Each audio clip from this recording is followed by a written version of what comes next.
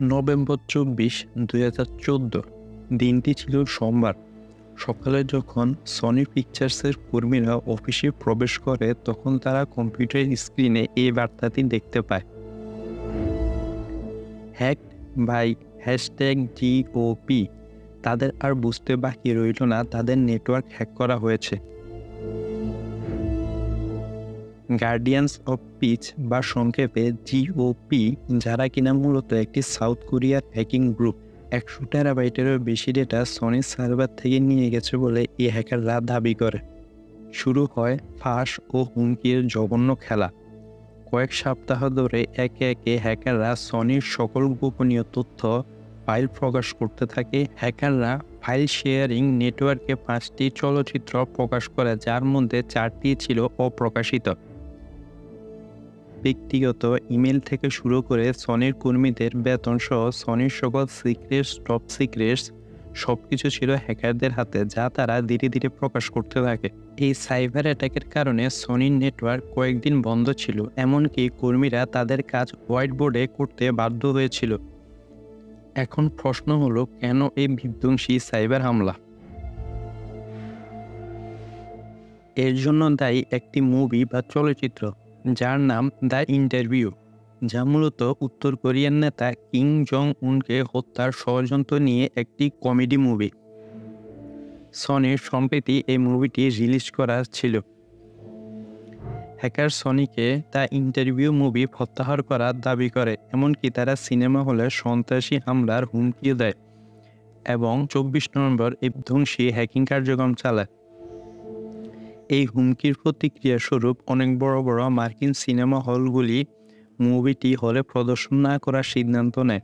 অবশেষে সনি মুভিটি রিলিজ স্থগিত করে, কিন্তু প্রেসিডেন্ট বারাক ওবামা সহ আরও অনেকে সতর্ক করেছেন যে সন্ত্রাসী হুমকির মুখে আত্মসমর্পণ করা একটি খারাপ নজির সৃষ্টি করতে পারে। তাই পরবর্তীতে মুভিটি হলে এবং অনলাইনে মুক্তি দেয়। মুভিটি প্রথম প্রকাশিত হয় লস অ্যাঞ্জেলেসে ২০২৪ ডিসেম্বরের ১১ তারিখে। মার্কিন গোয়েন্দা বাহিনীর মতে আক্রমণটি উত্তর কোরিয়ার গভর্নমেন্ট দ্বারা পরিচালিত হয়েছে, যদিও এটি নিশ্চিত নয়। এই তো গেল দেশের বাইরের খবর, কিন্তু আপনারা শুনলে অবাক হবেন যে এই একই hacking group guardians of piece, যাকে ল্যাজারাস গ্রুপও বলা হয়, সেটি ২০১৬ সালে বাংলাদেশ ব্যাংকের প্রায় $৮১ মিলিয়ন রিজার্ভ চুরি করে, যা দেশের ইতিহাসের সবচেয়ে বড় ব্যাংক ডাকাতি। প্রথম আলোর একটি রিপোর্ট অনুযায়ী তৎকালীন বাংলাদেশ ব্যাংকের গভর্নর এই ঘটনাটি ধামাচাপা দিতে চেয়েছিল। অন্যান্য দেশে সেন্ট্রাল ব্যাংকের মতো বাংলাদেশ ব্যাংকের ইউএসের ফেডারেল রিজার্ভ সিস্টেমে অ্যাকাউন্ট রয়েছে। সাধারণত দেশের রিজার্ভের অর্থ এই অ্যাকাউন্টেই রাখা হয়।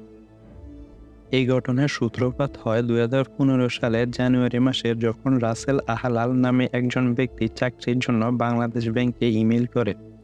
এটি কোনো সাধারণ মেইল ছিল না, বরং এটিতে বাংলাদেশ ব্যাংকের সিস্টেমে প্রবেশের ম্যালওয়্যার ছিল এবং বাংলাদেশ ব্যাংকের ৩ জন কর্মী এই ফাইলটিকে ডাউনলোড করে বসে, এতে হ্যাকাররা সিস্টেমের অ্যাক্সেস পেয়ে যায়। হ্যাকাররা বাংলাদেশ ব্যাংক থেকে টাকা সরানোর জন্য ফিলিপাইনের ব্যাংক RCBCকে ব্যবহার করে। হ্যাকার দল বাংলাদেশ, নিউ ইয়র্ক ও ফিলিপাইনের সময়ের ব্যবধান এবং বন্ধের দিনকে কাজে লাগায়। বাংলাদেশে যখন গভীর রাত, তখন নিউ ইয়র্কের সকাল, এবং তখন হ্যাকাররা সুইফট সিস্টেমে প্রবেশ করে আমেরিকার সেন্ট্রাল ব্যাংকে ৩৫টি পেমেন্ট রিকোয়েস্ট পাঠায়।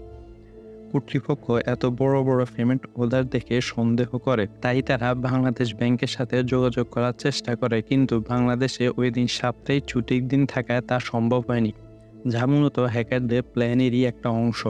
তাই তারা তৎক্ষণাৎ ট্রানজিশন আটকে দেয়। তবু হ্যাকারদের হাতে অনেক বড় একটা অ্যামাউন্ট চলে যায়।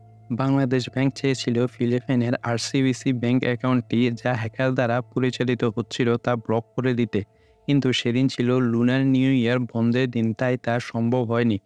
তারপর হ্যাকাররা ওই $৮১ মিলিয়ন পাঠিয়ে দেয় ফিলিপাইনের একটি ক্যাসিনোতে, যেখান থেকে পরবর্তীতে টাকাগুলো ক্যাশে কনভার্ট করা হয়। ভবিষ্যতে ডাকাতরা ব্যাংকের ভল্ট না ভেঙে হ্যাকিংকে বেছে নেবে, তাই ব্যাংকগুলিকে তাদের সিকিউরিটি সিস্টেম আরও শক্তিশালী করতে হবে।